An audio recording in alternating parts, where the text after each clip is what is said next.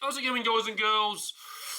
Axel Williams here, once more back with another video, and I'm going to be talking about something that I'm going to be extending on something that I've actually talked about quite recently. Obviously, I talked about Halloween Aftermath in my last video. As you'll recall, people who are watching these videos, people who subscribe to the channel will know exactly what I'm talking about. I don't know what I'm doing right now. But yes, I'm going to be talking about something different in this video. I'm going to be talking about Halloween H20. Now, obviously, I've talked about Halloween Aftermath. I'm just going to be talking about this because it's something I was thinking about quite recently, and I thought it's probably something that I want to talk about just briefly. Maybe not as long as certain videos. It might be, I'm not sure. Depends how long the topic goes on for. Depends how long I feel like ranting for or talking for. But Halloween H20. And should Halloween H20 have been the final Halloween movie in the Halloween franchise? And for this video, I'm excluding all these new movies. I'm excluding Halloween, Halloween Kills, and Halloween Ends. I am just basically talking about the original Halloween movies from Halloween to Halloween Resurrection. Because we know with Halloween 2018, Halloween Kills, and Halloween Ends that they basically started off their own saga, which was somewhat separate to the originals. Now, should Halloween H20 have been the final Halloween movie? We could probably argue that Halloween 2 was originally designed to be the the final Halloween movie, because that was the last Halloween movie that John Carpenter had direct involvement in. But what I look back to with Halloween H20, Laurie Strode's been hiding away for all this time, and Michael Myers decides to appear. But for me, Halloween H20, this is the thing for me with Halloween H20 that makes it such a clinical movie and such a cold, clinical ending, and a perfect way to end the franchise. At the end of Halloween H20, Jamie Lee Curtis, played by Laurie Strode, no, other way around. Laurie Strode, played by Jamie Lee Curtis, stabs Michael Myers off a balcony at the end of Halloween H20. He falls down, lands, and she's just about to literally stab him with the final killing blow until LL Cool J comes over and was like, no, he's dead, he's dead, he's dead. I'm thinking, what are you fucking doing? He's not dead, he's never dead. But then obviously Michael Myers gets put in the back of an ambulance. Jamie Lee Curtis takes over the ambulance. She's thinking to herself, he's not dead, he ain't dead, there's no way he's dead. I'm taking control of this ambulance and I'm going to drive him out of here and I'm going to finish him myself. And Michael Myers sits up, doesn't he? And then obviously there's this big commotion. Michael Myers and Jamie Lee Curtis, Laurie Strode, they fly off the edge of this hill. The van comes down the hill, rolls in about 100 times and smashes Michael Myers into the back and traps him up against this tree. It wedges him up against this tree. And Jamie Lee Curtis picks up an axe and she has a chance while he's trapped to finally finish him off. And Michael Myers puts out his hand, doesn't he? He's just like, I'm your brother, don't kill me. I feel like you've been trying to kill me for the last 40 years, so I'm not going to feel sorry for you. Although, for some reason, she actually slightly does. She chops it off and he's done. The story has been told, and if you would have told me that Michael Myers would be killed in any way, I would have probably said, yeah, having his head cut off would be an excellent way. It was quite, an emotional scene. It felt like all these 30, 40 years have been leading up to this moment.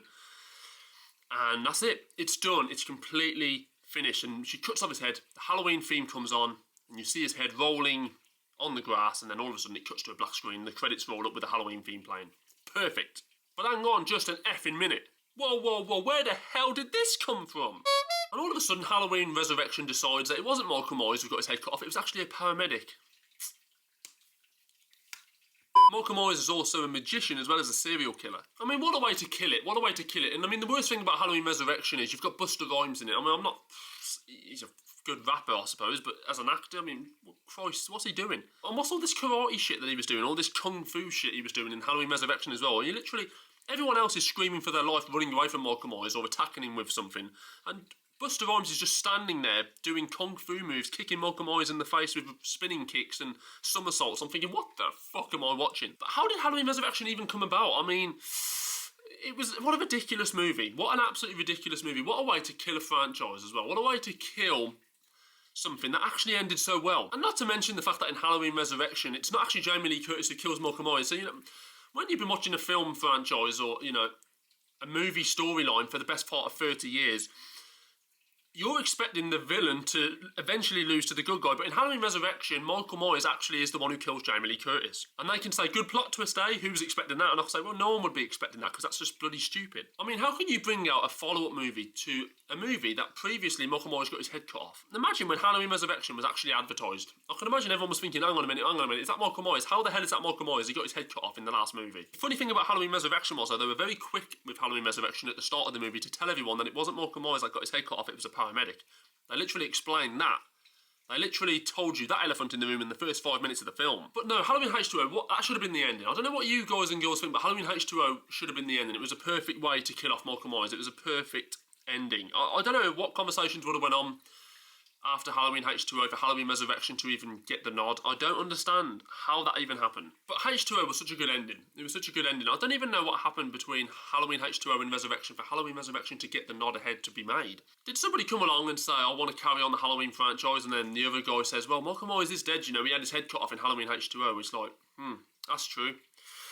It wasn't him. We just say it wasn't him. We will just say it wasn't him. It was a paramedic. Yes. So basically, you can actually ignore movies that have been made. You can actually rewrite history in modern day films. It doesn't matter what's been written before. You can change it all if you want to. Halloween H2O is actually pretty hip. It's a bit like a Scream film. You ever seen Scream? I think Scream inspired this kind of hip slasher kind of genre, didn't it?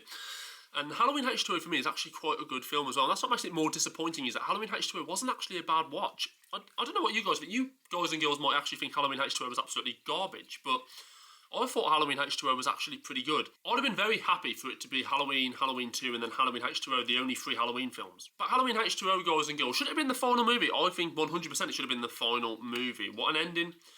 Not a bad film either. You know, it really wasn't a bad film. I don't know what everyone else thinks. Like I said, you might think it was terrible. But for me, a good ending. A good ending. And Michael Myers is conclusively dead. You know, and in a dramatic way, and also in an emotional way as well. You know, all that trauma that Laurie Strode has suffered for all those years finally comes to an end at the hand of an axe as she wields it across Michael Myers' neck and decapitates the son of a bitch. And one can only imagine the reaction in the theatres and so on after that film was released. And after you saw that ending of that film and you thought, what an ending. Round of applause for Halloween H2O. What an ending. What an ending. That was cool, that was emotional, that was great. Only to be absolutely ripped apart by the fact that they're going to bring out Halloween Resurrection. But like I said, Halloween H2O, guys and girls, do you think it should have been the final Halloween? For me, it was such a conclusive ending.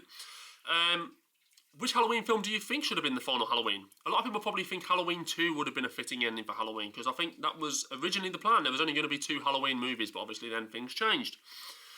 But, you know, that is the movie industry. But guys and girls, whatever your thoughts are, put them in the comments below. Like and subscribe, as always. And like I said, be unique, be you.